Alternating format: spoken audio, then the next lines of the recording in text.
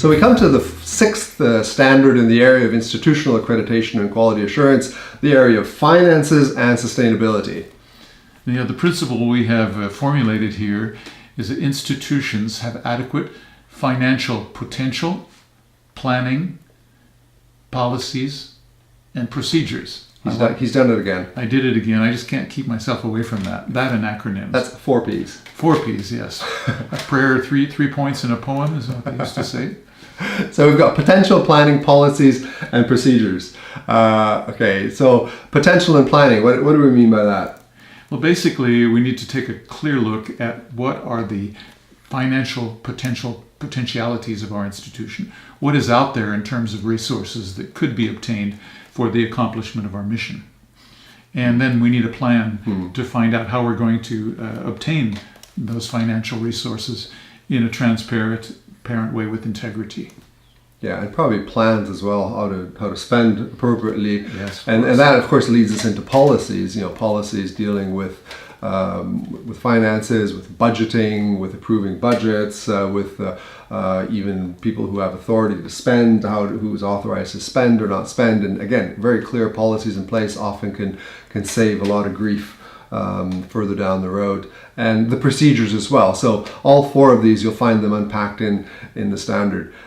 We did introduce the area of sustainability as well, which is a really key. I mean, you're really passionate about this, Paul. What do we mean by sustainability? Why is it important?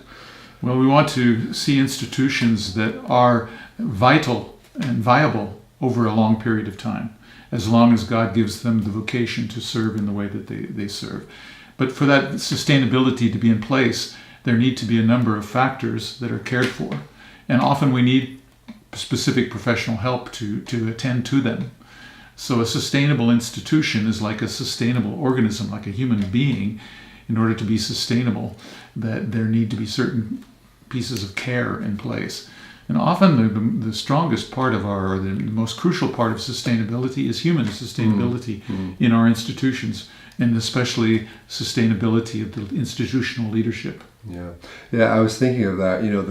When we talk about sustainability, it's about, for example, that you have and how they link to finances, that you have the finances in place that are necessary to allow people to have workable workloads.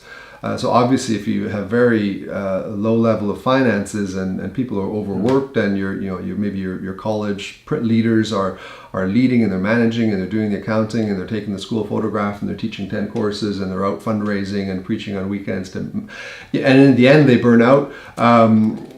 Sometimes it is an issue of finance and sustainability. So part of quality is actually to look into sustainability. What is right sizing for an institution on the basis of its financial capability? And this is why it's so important for the mission to be very, very clear on its mission, for the institution to be very clear on its mission and not drift into other things which may drain the finances that would be available for its needs. Compensation is an area that is so important. Fair, modest but adequate compensation. No one goes into theological education to make money. Really? I don't think so. No, okay. You didn't, did you? No, you didn't. If I did, then I failed miserably.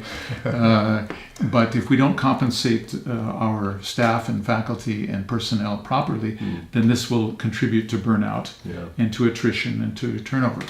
And of course, standards, they overlap. I mean, obviously this one overlaps into the human resources we talked about in Standard 3, about treating people for human flourishing, treating them with honor, respect, and dignity, and remuneration, and making sure that they're well cared for with their families is part of course, many schools live by faith.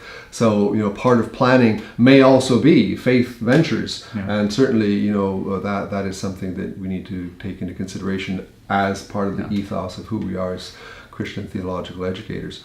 So we also talked about fundraising. That's part of planning. And again, a school should have solid fundraising policies in place to match the budgets and people that are doing it. And people that are doing it, that's so often the neglected part of it.